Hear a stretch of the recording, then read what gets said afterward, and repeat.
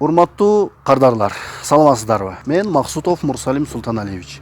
ADEX курулуш компаниясынын түштүк регион боюнча жетекчиси. Бүгүн биз ADEX курулуш компаниясы катары аябай бир жакшы жаңылык менен бөлүшкөнү турабыз.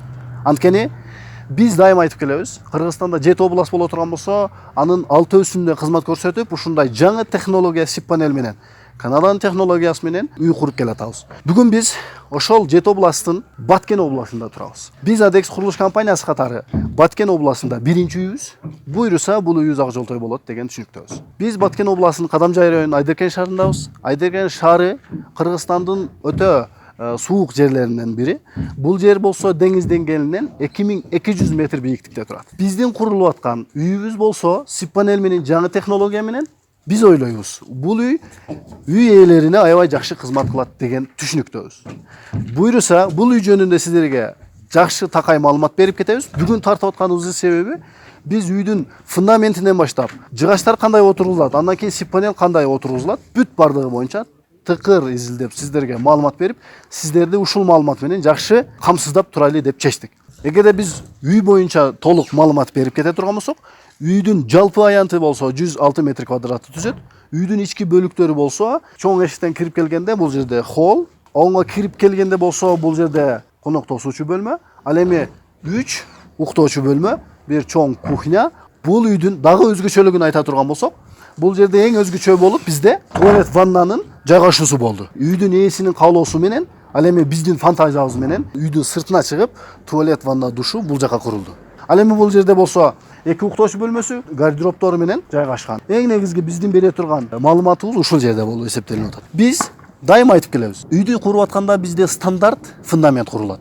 Ал 1 метр 20 сантиметр. Биз 60 сантиметри жердин астында подушка болуп эсептелип, ал эми жердин үстүндө болсо 60 сантиметр болуп көтөрүлөт. Андан кийин мындай балкалар, жыгачтар отургузулуп туруп, SIP панел токулуп кетет. Айдеркенде кар калың түшкөндүгү үчүн бул фундаментти биз үйдүн ээси менен кеңеш олтуруп, фундаменттин эң ылдый жери болсо 90 сантиметр, ал эми уклон болуп кыйшак жайгашкандыгы үчүн жер, ал эми эң бийик жери болсо бул жерде 1 метр 40 сантиметр болуп фундамент куюлду. Фундаментти куйгандан кийин биз ичини толтуруп, андан кийин 20 сантиметр калгандан кийин биз утепленияны баштайбыз. Утепление кандай болот?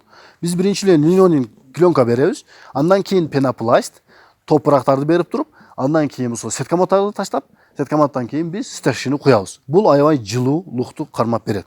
Фундаменттен кийин балкалар отургузулуп, балкалар болсо кандай отургузулат? Бул жер болсо фундаментке тигилет, кант тигилет.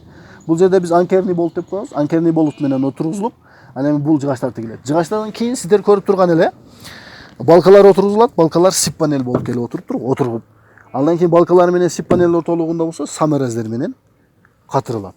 Сиздерге жогоруда маалымат бергендей эле, биз үйдүн этап менен сиздерге тагыраак жана кененирээк маалымат берип турабыз. Бүгүн көрүп атасыздар, үйдү куруу процесси жүрүп жатат. Фундамент бүтүп, балкалар отургузулуп, ал эми SIP панел отургузулуп атат. SIP панел бүтүп, крыша жабылгандан кийин дагы бир видео беребиз. Бул үйдү биз негизи үй ээси менен под ключ, ключүнө чейин сүйлөшкөнбүз. Бул үйдүн этап менен крыша жабылат. Крыша жабылгандан кийин айнектер коюлуп, кооздолгондон кийин дагы бир видео берип, Кудай буйруса сиздерге ушул үй боюнча толук маалымат беребиз. Ал эми акырында болсо канча чыгым кеткендигин дагы айтабыз. Анткени бизден аябай көп адамдар канча чыгым кетти, кандай кылып жасадыңар деген суроолорду көп беришет. Ошондуктан биз менен бирге болуңуздар. Биз ушул үй боюнча сиздерге толук маалымат беребиз.